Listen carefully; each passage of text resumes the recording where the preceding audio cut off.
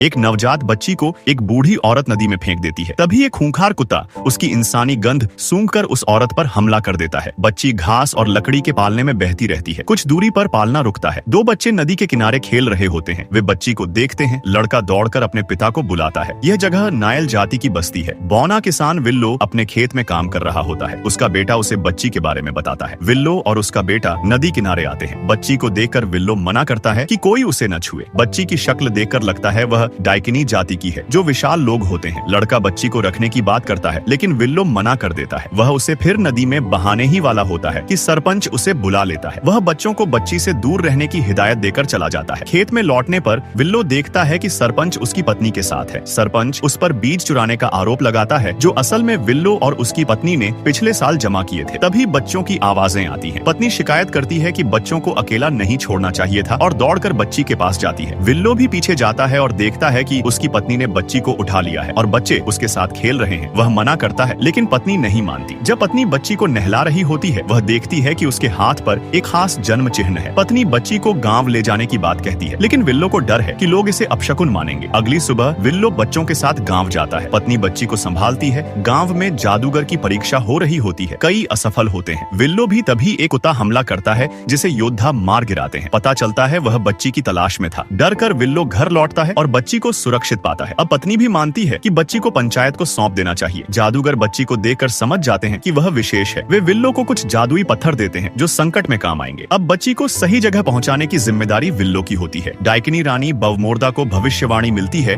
कि एक बच्ची उसका अंत करेगी, इसलिए वह गर्भवती महिलाओं को बंदी बनवाती है। एलोरा नाम की बच्ची, जिसके हाथ पर वही निशान है, जन्म लेती है। एक नर्स उसे बचाकर नदी में बहा देती है। वही बच्ची विल्लो को मिलती है। विल्लो कुछ साथियों के साथ उसे डाइकिनी राज्य की ओर ले जाता है। रास्ते में वे कई खतरों का सामना करते हैं और मैडमार्टिगन नामक कैदी से मिलते हैं, जिसे बच्ची सौंपते हैं। बच्ची गायब हो जाती है और एक बड़ा पक्षी उसे उठा लेता है। विल्लो और उसका दोस्त एक छोटे कद वाले समूह से मिलते हैं, जो एलोरा के बारे में जानते हैं। वे उसे एक जादुई छड़ी देते हैं, जिसे एक जादूगरनी को देना होता है। रास्ते में वे सराय में मैडमार्टिगन से दोबारा मिलते हैं। अब वह बच्ची की देखभाल करता है। वे जादूगरनी के द्वीप पहुंचते हैं, लेकिन वह चूहे में बदली होती है। वह बताती है कि रानी ने उसे ऐसा बना दिया है। विल्लो को उसे फिर इंसान बनाना होगा। तभी दुश्मन की सेना आ जाती है और सबको बंदी बना लेती है। विल्लो छुपकर जादू करता है। कई बार असफल होने के बाद सफल होता है। वह सभी को छुड़ाता है और मैडमार्टिगन के साथ मिलकर दुश्मनों से लड़ता है। वे एक किले में पहुंचते हैं, जहां 2 सिरों वाला राक्षस होता है, जिसे विल्लो हराता है। एलोरा फिर से अगवा हो जाती है, लेकिन मैडमार्टिगन और सौरशा उसे वापस लाते हैं। अंत में रानी का सामना विल्लो और असली जादूगर से होता है। वह कई लोगों को जानवर बना देती है, लेकिन विल्लो और उसके साथी उसे हरा देते हैं और एलोरा को बचा लेते हैं।